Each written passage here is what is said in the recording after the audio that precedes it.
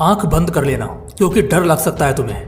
तुम्हारी धड़कनें तेज हो सकती हैं, मन घबरा सकता है, लेकिन इस वीडियो के बाद तुम्हारे अंदर एक शेर भी पैदा हो सकता है। और हाँ, इस वीडियो में 3 ऐसे पॉइंट्स शेयर करूंगा जो ब्रह्मास्त्र की तरह तुम्हारे लिए इस कलयुग में काम करेंगे। तो ये तीनों पॉइंट्स जरूर नोट कर लेना।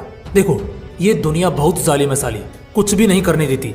चाहे बात ट्रेन पकड़ने की हो, बस चढ़ने की हो या बैंक जाने की हो, एक बड़ी सी भीड़ हर बार तुम्हारा रास्ता रोकेगी।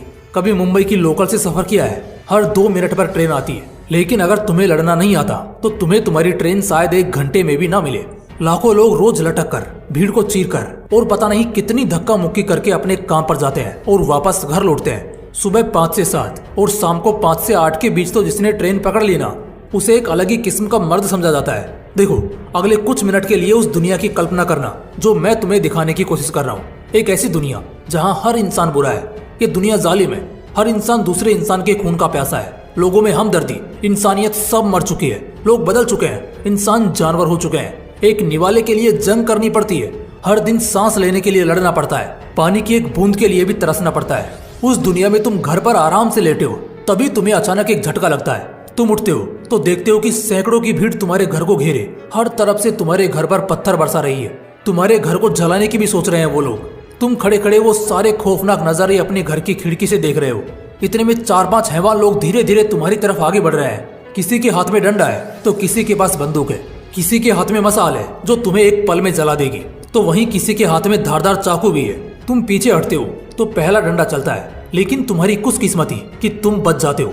लेकिन मामला यही नहीं थमता, बल्कि फिर वो मसाल चलती है और इस बार तुम्हारा कमरा जल जाता है। लेकिन फिर एक बार तुम बच जाते हो। अगली बार एक आदमी चाकू से तुम पर वार करता है, लेकिन इस बार फिर तुम्हारी जान बच जाती है। लेकिन तभी सन्न सी आवाज के साथ बंदूक से गोली निकलती है और तुम्हारे बदन को आर पार कर जाती है।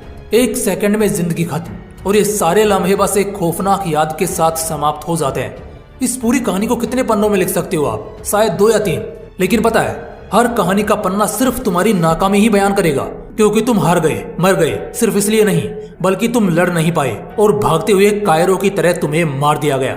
लेकिन एक सवाल है कि चला मेरा कसूर क्या था?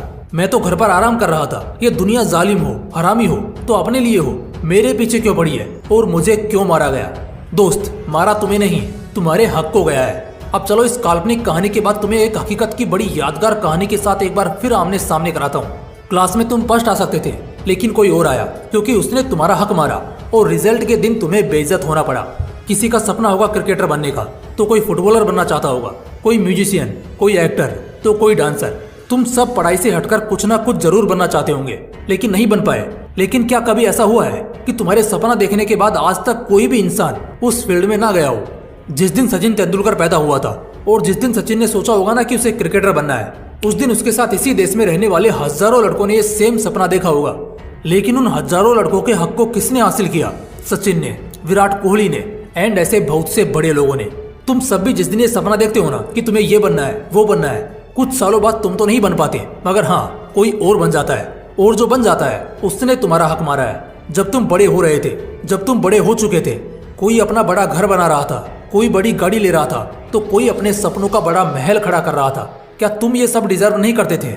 तुम करते थे। इन सब सपनों पर तुम्हारा भी उतना ही हक था जितना आज उस इंसान का है। लेकिन उसने तुम्हारे उस हक को मारा और तुमने अपने हक को, अपने सपनों को अपनी आंखों के सामने मरने दिया। इमेजिन करो, एक बड़ी सी प्लेट में एक बड़ा सा लड्डू रखा हो और उस लड्डू को चाहने वाले 10 लोग हैं, तो वो लड्डू किसे देना चाहिए? अगर डायरेक्टली देने लगे तो ये जातीय हो जाएगा। इसलिए एक मुकाबला रखा गया कि उस थाली के 100 मीटर दूर तक हर लड़का खड़ा होगा और जो सबसे पहले उस लड्डू को झपट लेगा, ये लड्डू उसे ही मिलेगा। वो बंदा जो सबसे पहले उस लड्डू पर झपटता है ना, वो तो उसे अपने नाम कर लेगा। लेकिन फिर बचे हुए 9 लोग मुंह ताकते रह जाएंगे। वो लड़का उन बाकी 9 लोगों का हक मार लेगा। तुम्हें हक का मतलब समझाता हूँ। पहले, जिस दिन तुम पैदा हुए, तुम्हारे साथ हजारों लाखों बच्चे उसी दिन पैदा हुए होंगे। तुम्हारे हाथ खाली थे तो उन लाखों बच्चों के हाथ भी खाली ही थे। लेकिन आज से 70 साल बाद, 80 साल बाद जब यही लड़के जाएंगे ना, तो कोई अपना हाथ खाली लिए जाएगा, तो कोई बहुत सारी इज्जत, नाम और कर्म लिए जाएगा। लेकिन मैं कहता हूँ, जब इंसान खाली हाथ आता है तो उसके हाथ में पूरी की पूरी दुनिया होती है हासिल करने के लिए। क्या हासिल करने की कोई हद है? नहीं। तुम्हारे हाथ में भी वो सारा हक था जो उन लाखों बच्चों के हाथ में था। फिर ऐसा क्यों होगा कि कुछ लोग कर पाएंगे तो कुछ लोग अपने हक को मरते हुए बस देखते रहेंगे? हर चीज के लिए जब तक तुम जी जान से नहीं लड़ते हो ना, वो चीजें तुम्हें नहीं मिलती हैं। बहुत जल्द वो जमाना भी आएगा जब एक इंसान रोटी के लिए भी लड़ेगा। हाँ बिल्कुल, उस समय क्या करोगे? शरीफ बनने और शराफत दिखाने का जमाना गया। ऐसा नहीं है कि आज हरामी बन जाओ, लेकिन लड़ना तो सीखो। अगर लड़ोगे नहीं तो फिर हर कतार से तुरंत निकाल दिए जाओगे। बड़ी तकलीफों वाली जिंदगी कटने लग जाएगी। बहुत कम लोग होते हैं जिन्हें देश के लिए शहादत का मौका मिलता है, लेकिन कभी अगर बॉर्डर की चीखों को सुनोगे ना, तब तुम्हें एहसास होगा कि सच में एक इंसान मरने से पहले किस हद तक लड़ने को जाता है। चलो ये सारी बातें हो गई, तुम्हारा खून गर्म हो गया, और वो हकीकत जिसका एहसास मैं तुम सभी को कराना चाहता था, बेशक मैं उसमें भी सफल रहा, लेकिन मैं तुम्हें यूं आधी अधूरी लड़ाई में नहीं छोड़ सकता। अगर रास्ता दिखाया है तो फिर मंजिल तक भी पहुंचाऊंगा। अभी मैं आपसे 3 पॉइंट शेयर करूंगा जिसके बारे में हमने शुरुआत में बात की थी। ये तीनों पॉइंट्स ब्रह्मास्त्र की तरह तुम्हारे लिए इस कलयुग में काम करेंगे। बस इन्हें जरा भी हल्के में मत लेना दोस्त।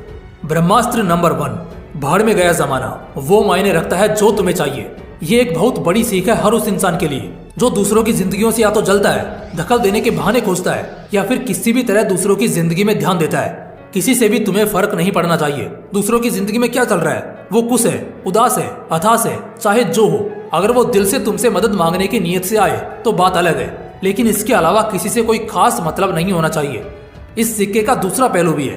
कभी भी वो मत बनो जो समाज तुम्हें बनाना चाहता है, बल्कि वो बनो जो तुम्हारा दिल करे बनने का। क्या आज तक सिर्फ एक ही सचिन तेंदुलकर हुआ? क्या आज तक सिर्फ एक ही नीरज चोपड़ा हुआ? क्या आज तक सिर्फ एक ही एपीजे अब्दुल कलाम हुए? तुम्हें क्या लगता है इस 140 करोड़ की आबादी वाले इस देश में सिर्फ यही कुछ टैलेंट है? नहीं, ऐसा बिल्कुल नहीं है।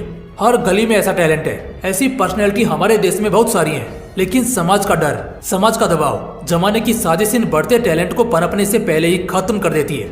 लेकिन तुम खत्म होने के लिए नहीं, बल्कि बहुत बड़े बनने के लिए जन्मे हो। तुम्हें ऐसी कोई भी चीज, जमाने का कोई भी डर रोकना नहीं चाहिए, क्योंकि आज यही जमाना शायद रास्ते का कांटा बनकर तुम्हें तकलीफ दे, और कल वही जमाना भीड़ में तुम्हारा फैन बनकर तुम्हारे साथ फोटो खिंचवाने को बेताब रहे। बिल्कुल ऐसा मुमकिन है। बस ऐसी मानसिकता रखना कि साला जमाना गया भाड़ में, जो मुझे चाहिए वो तो मैं हर हाल में हासिल करके रहूंगा। ब्रह्मास्त्र नंबर 2, जो दिल वाले होते हैं वही पहले हलाल होते हैं। दिल वाला होना, दिल का बड़ा होना, ये सपना कहानी किस्सों में बड़ा अच्छा लगता है, लेकिन इस प्रैक्टिकल दुनिया में, आज के जमाने में जो दिल वाले होते हैं ना, पहले वही हलाल होते हैं। अक्सर जो दुष्ट और कपटी लोग होते हैं ना, वो इन्हीं अच्छे दिल वाले लोगों के सीने पर लात रखकर आगे बढ़ जाते हैं। और दिल वाले लोग तो भाई दिल वाले होते हैं ना, तो वो ऐसा आराम से करने देते हैं। मुझे पता है शायद इस बात से तुम मेरे कहने का असली मतलब जान गए होंगे। अच्छे बनो, मगर इतना नहीं कि तुम्हारी अच्छाई बाजार में बिकने या चोरी होने लग जाए। मैं मानता हूँ वो दुष्ट लोग आज तुम्हारा फायदा उठाकर थोड़े समय के लिए आगे बढ़ सकते हैं, लेकिन मंजिल तक नहीं पहुंच सकते। लेकिन एक और बात भी है कि इस बीच वो तुम्हारा बहुत नुकसान कर देते हैं, और वही नुकसान तो अच्छे अच्छे टैलेंट को खा जाता है। इसलिए दिल वाले बनना, लेकिन उस दिल में सबके लिए एक जैसी इज्जत या फिर एक जैसा फील कभी मत रखना। जरूरी नहीं है कि ठोकर लगने के बाद ही संभला जाए। यूट्यूब के ऐड की तरह हम ठोकर को भी स्किप कर सकते हैं। ब्रह्मास्त्र नंबर 3, सांसें चले ना चले, चालाकियां हर पल चलनी चाहिए। जब से तुमने होश संभाला है, तुम्हारे अंदर जरा सी भी समझदारी आई है, एक बात हमेशा याद रखना, तब से लेकर मरने के आखिरी तक चालाकियां हर पल हर मिनट चलनी चाहिए। तुम्हारे थाली का निवाला कोई चुरा ना पाए, छीन ना पाए, इसके लिए हमेशा चालाक रहो। चालाकियों से कभी पीछे मत हटना, क्योंकि यही चालाकियां इस पूरी जिंदगी में तुम्हें हर उस नुकसान से बचाएंगे जिस नुकसान को झेलकर लोग डिप्रेशन और बहुत ज्यादा टेंशन में जाते हैं। इसके लिए ना बहुत ज्यादा दिमाग लगाने की जरूरत नहीं है, बस थोड़ा चालाक बनना है और हमेशा ये चालाकी कायम रखनी है, क्योंकि धोखा किसी भी पल में हो सकता है। दोस्तों, अगर वीडियो पसंद आया हो तो आपको क्या करना है ये मुझे बताने की जरूरत नहीं है। बाकी फिर मिलेंगे इसी तरह के एक और बवाल वीडियो के साथ।